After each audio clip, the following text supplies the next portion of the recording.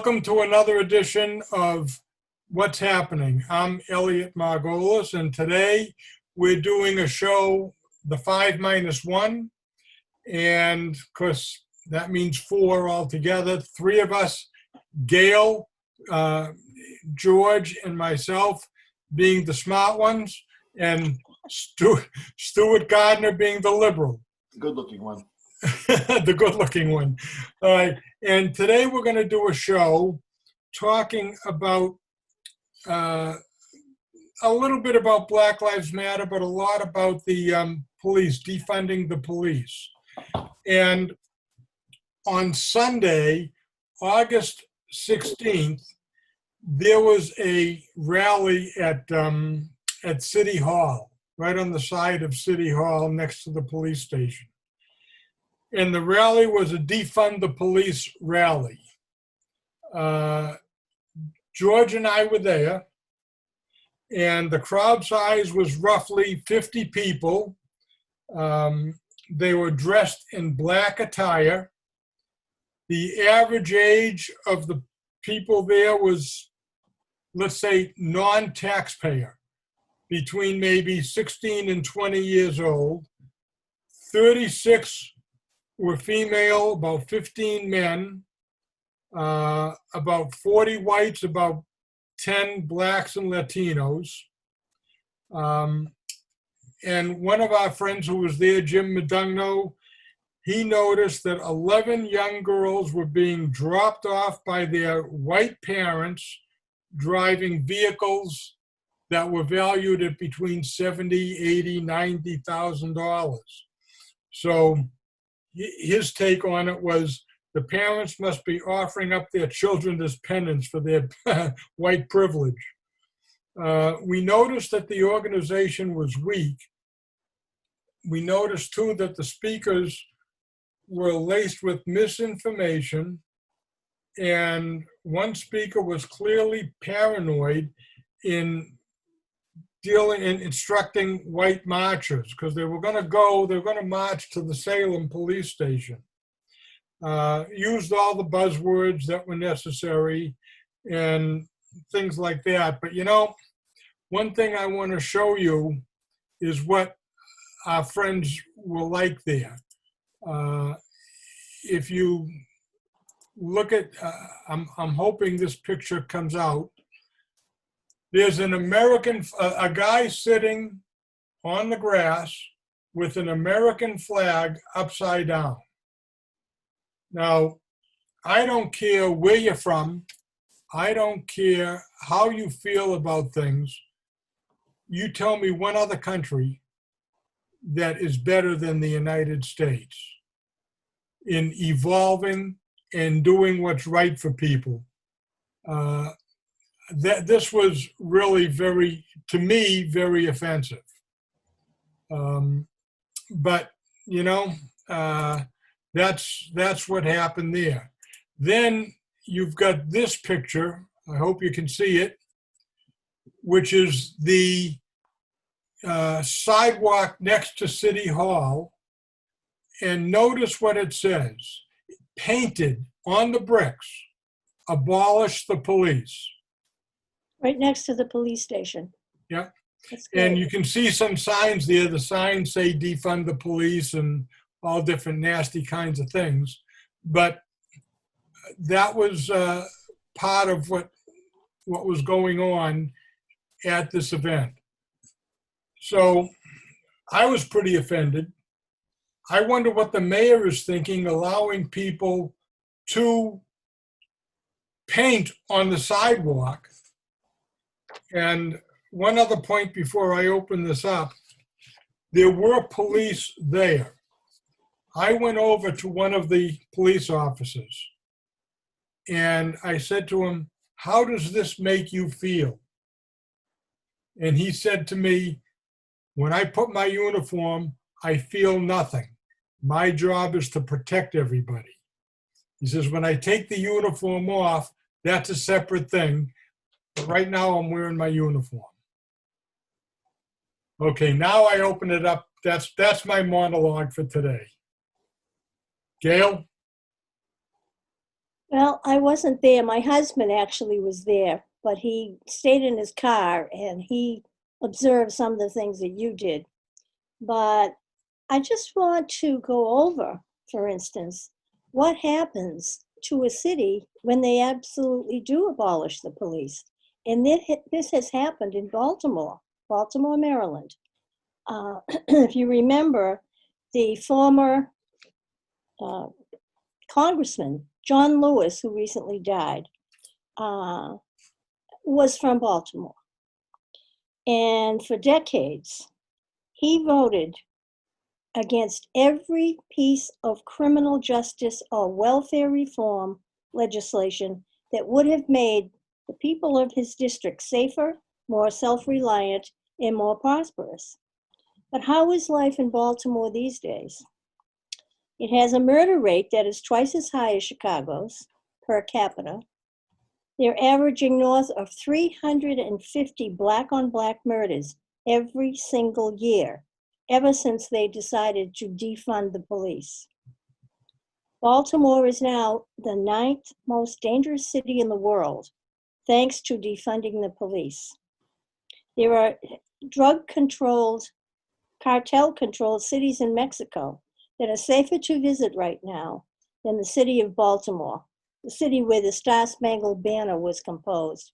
So if you think defunding the police is going to be advantageous for anybody who thinks that way had better take a second long look. George, you were at the meeting, and then we'll let Stuart rebut everything that we've talked about. But George, you were at the rally with me. Yeah, after the rally was over, I stopped to talk to one of the police officers. And it turns out that she was ordered to appear that day on overtime. And we were there about 2 o'clock in the afternoon. She was working until 7 o'clock that night. I'm sorry, at midnight. And she had to be back on duty for her normal shift at 7 o'clock the next morning.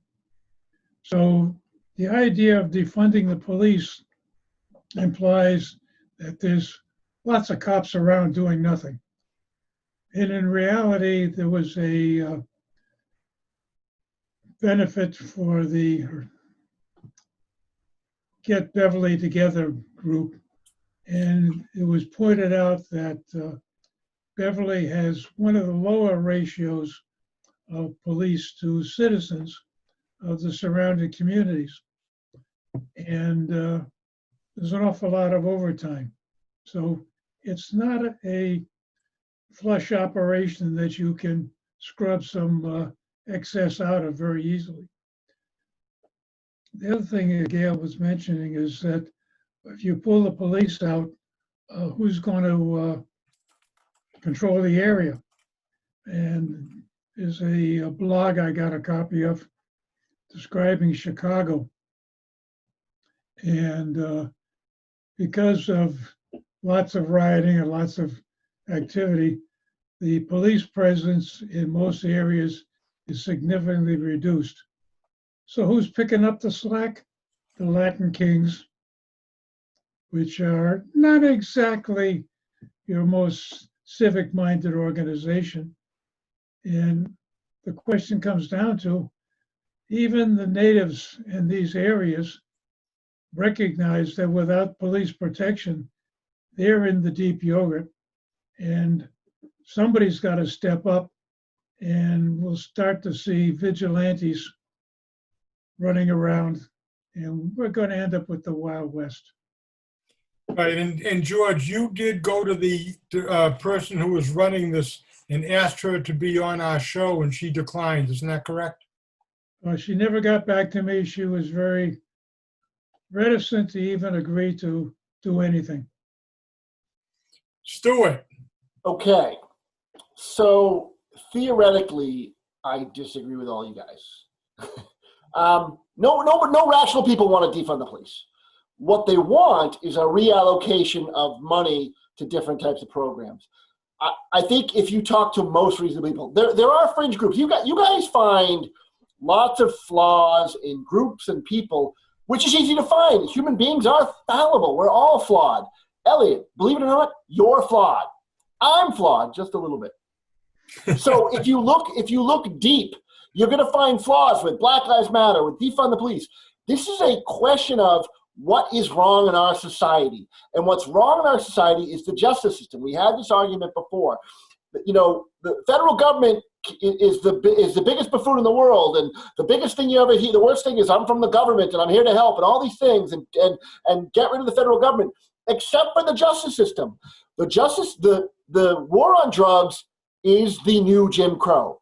You talk about fatherless Black families, you talk about gangs, you talk about all these problems with the Black community. Well, you put them all in jail. Now, I get it. There is violence and there's crime, and there's problems in that community that aren't being solved and are only being solved by a for-profit industry. I did a little research, and there's two companies that are actually traded on the stock exchange that lobby all over Florida and all over the South, and one of them paid over $3 million to support a 3 strikes out law in Florida. Not because they want to be heavy on crime, but because they make money on everyone that's put in prison. This is a money system. This is like what we have done is we've said, you know what? Anyone that slightly breaks the law, especially if you're Black, we're going to put in prison, and we're going to make lots of money on you, and be damned the consequences. Gail, you're right. Chicago sucks. Baltimore sucks. Why? Because all these communities, the investment isn't there. You've taken all these people and you put them in the system that is broken. And that's the issue here. Not Black Lives Matter, not all these other problems, not people's names, not defund the police, not the 50 kids with the rich parents, but a system that is broken. Okay, let's talk about the system that's broken. All the cities, Baltimore, Detroit, Los Angeles, Chicago, Portland, Minneapolis, all run by Democrats, who have been in office for the past 50 or 60 years. What have the Democrats done? They've promised better education. They've promised jobs. They've promised taking care of all the problems that are in the big city. And guess what? They haven't done it. As Donald Trump said running in 2016, what do you have to lose? Elliot, federal sentencing guidelines are all run by the federal government. It's all set up. States used to be able to do their own sentencing guidelines. They can't. There are now minimum sentences governed by the federal government. We're just putting people in jail. There's got to be a better way to deal with people that are outside the system, that have petty crimes. I get it. You want to put the violent people away. But you can't tell me that 100% of the people in those prisons are all so violent that they can't live in today's society. I'm just going to guess that more than half we could rehabilitate easily. But we don't want to do that because we make $28,000 a year on every prisoner that's in the system.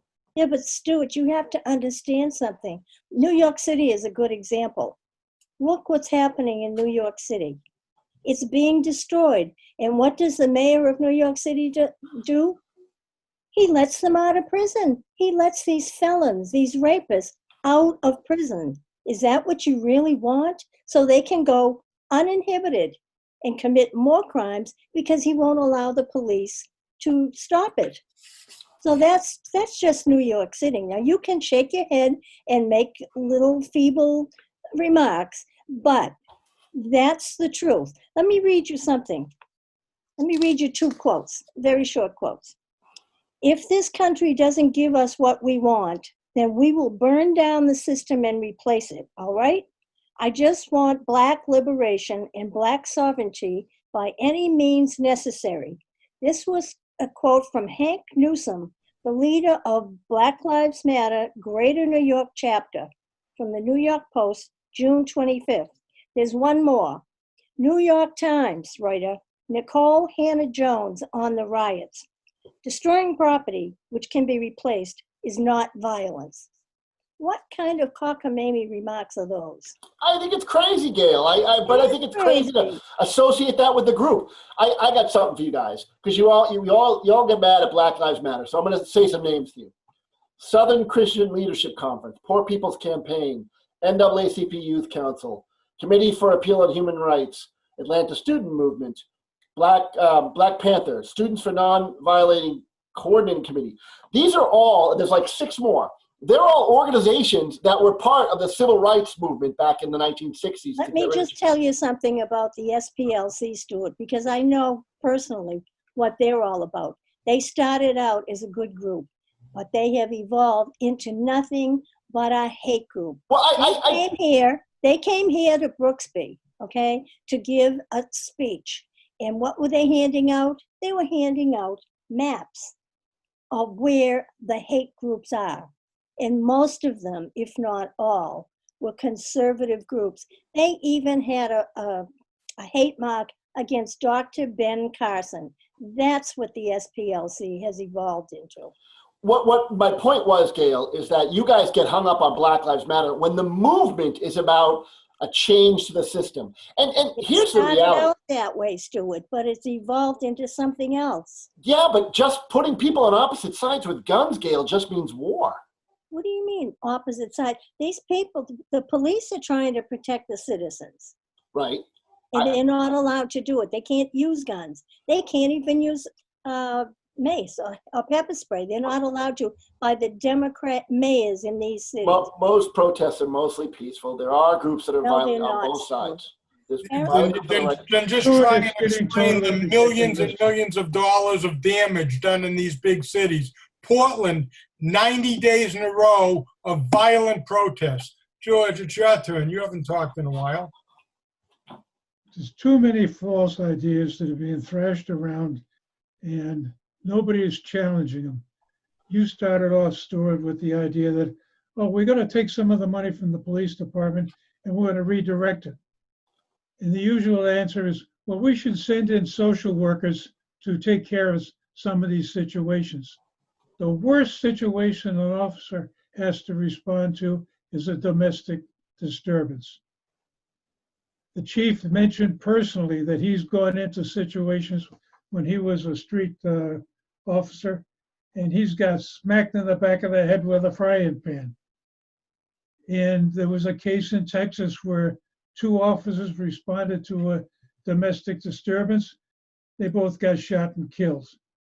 There are many cases where this is a very difficult situation. The police are trained to handle these kind of situations. Social workers are not. You're leading the lambs to the slaughter. The other one that really gets me is the officer that was kneeling on George Floyd's neck had 18 complaints against him. The mayor of Minneapolis said, I can't do anything about this because of the union contracts. Who's the guy that negotiates that union contract? It's him. They have been talking a good story, as Elliot pointed out, and they don't do anything about it. You got to walk the talk, and that's what they're really failing to do. And this whole idea that we're going to burn the cities and make everybody do something. I got a blog from a gentleman that's living in Minneapolis, and he talked about the riots in 1965 when Plymouth Street, a mile long, got burned out. It's all the small businesses on the street that were gone. Nothing is left of that street to this day but one funeral home. And they just went in, they burned out 6 miles of Lake Street. It's not going to recover. The guys that can get some insurance pack up their marbles and move to the suburbs, and they leave the debris behind. Chicago's got the same story. And what it comes down to is every time they have one of these riots, and there's been many of them, they always get a commission together and they think about it very seriously, and they come up with all these good suggestions and do nothing.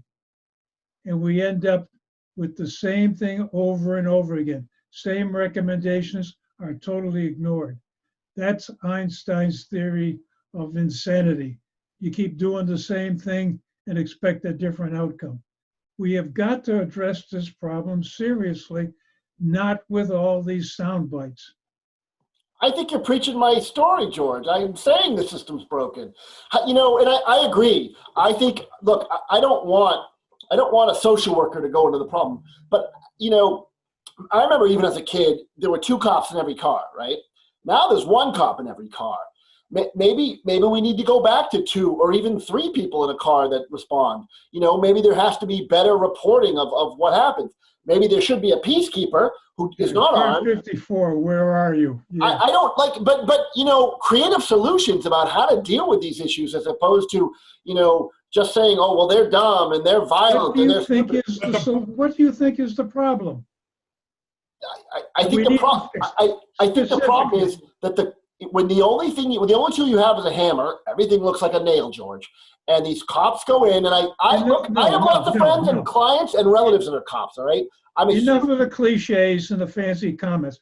What do you think is the specific problem? I think putting black people in jail for minor crimes is the problem. I think we need to stop doing that. I think we need to get rid of the for-profit prison system. I think we need swift justice. If you get a ticket, you should sit in the back of the police car, take care of it right then, because these people make minimum wage, and you take 2 days off to go to court, that's half their paycheck that week. Okay, but that's the problem. But Stuart, every single situation that we've heard of lately in Minneapolis and Portland, etc., have been situations where the person who is being arrested has resisted arrest.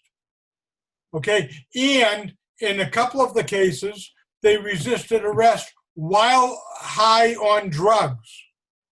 Okay, some people have to take responsibility for that, and it's not the cops. How can you take money away from training and then say they're not trained well?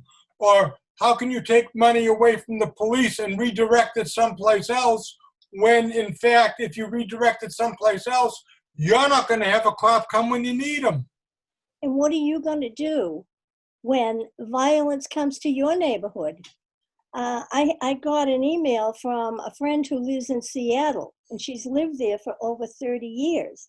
And she said she can't even fly a flag off her porch because she's been insulted and even accosted. Now, she lives in a neighborhood of $1 million homes. She's going to leave because she said now there are addicts parking their cars on her street in her neighborhood, using heroin and live in their cars, tossing garbage and toilet paper out the windows. And you know what a police officer told her, one of her neighbors? They can't do anything as the cars have been ruled homes and they cannot accost the residents. So that's what these things evolve into. I get it, Gail. I think it's terrible. That's a mental health issue. We've avoided all these people for 30 years. They kicked them all out of the mental hospitals. You put the black people in prison. Who did it but the Democrats, right? You guys in charge. What's he doing? He's like the law and order president. He's been in office for 4 years. He's the law and order president, claiming all this stuff. Who's had prison reform? He cannot. Trump has had prison reform. Obama didn't do it. Obama had 8 years. Didn't do a darn thing. No one's done. No one's. There's still. He didn't do anything for him. There's a lot to do, but maybe Stuart, if the Democrats would say, you know what, it's time to work for the people instead of for the party, maybe we could get Democrats and Republicans together and work out the problem. But no, as long as Trump is president, you're not going to work with him because you don't like him. And that's not doing us, the people of this country, any good whatsoever. You can respond to it. Well, I sort of disagree. I think Mr. Trump is just as adamant about not working with Democrats. Democrats are adamant about not working with He has put his hand out, Stuart, and they chop it off. Every time he approaches Nancy Pelosi, she turns her back on him. She rips up papers on him. She refuses to have anything to do with him. And you know something? That is bad for the people. When you have the Speaker of the House acting the way she does, and constantly condemning the president, That's never going to work. Mr. Trump incites violence. He's trying to No, create. he does not. He retweets QAnon stuff. QAnon thinks Democrats are satanic pedophiles. What he does is he fights back. Satanic pedophiles, Gail. Satanic He is after the pedophiles. deep state, and that's what rankles Democrats. He You know- doesn't. I mean, they have been after him before he even got elected. So don't give me that stuff. Yeah, Gail, Don't give it to me. he retweets crap all the time. He's got to stop. He's the president of the United States. How else is he He supposed fights to back. do anything? You know, I love it when people say that, Elliot. It has nothing to do with fighting back. He fights back. You can fight back with intellectual comments. You can fight back with good points. All he does is retweet crap that incite the dog whistles to white supremacists, to the far-right groups, to QAnon. All you're doing is repeating the Democrat line. We've seen it It's true. in the mainstream media all the time. Come up with something authentic, Stuart. It is. It's Something authentic. It's true. Okay, ladies and gentlemen, we have 2 minutes to go. Everybody gets 30 seconds. Gail, you go last and close it out. George, go ahead. Just George? talking about sound bites, the stuff you hear out of your echo chamber. I'm still waiting for a clean answer is, what is the specific problem? We're not going to decriminalize petty crime just so we can keep the population down and put a couple of companies out of business who happen to run jails. That's not a solution. I'm still waiting for a real problem definition, and then the solution is obvious. All right, Stuart, go ahead. I may give up my 30 seconds. To give it to Gail. So, you know, putting personal responsibility aside, first there was slavery, right? Then there was Jim Crow laws, which was effectively slavery. You couldn't get a job, you couldn't own a home. Then there was the war on drugs, which was the brilliant Jim Crow law, which basically put anyone, you know, if you did crack cocaine, you ended up going to jail for a long time. And I get it. There is an element of personal responsibility in this. But right now, there's a whole group of people that think they're getting the shaft, and you guys got nothing to say to them other than, you know, F you, listen to your president. Well, that's not true, but Gail, why don't you end up the show? Okay. Let me just make a comment about that. I recall seeing a mother, I think it was in Ferguson, Missouri, when she saw her child out there demonstrating. She went over and she grabbed him and gave him a slap or two and told him to go home and stop all this ridiculous nonsense. Because these young people don't have a clue as to what they're doing. They have no sense of history, none of that. So I think better education certainly is what we have to start doing. With that, I want to thank you all for having a almost non-combatant. Spirited. We People almost think did we're it. on Zoom, we can't reach each other. But we'll be back again with our What's Happening show very soon. So we thank you all for watching.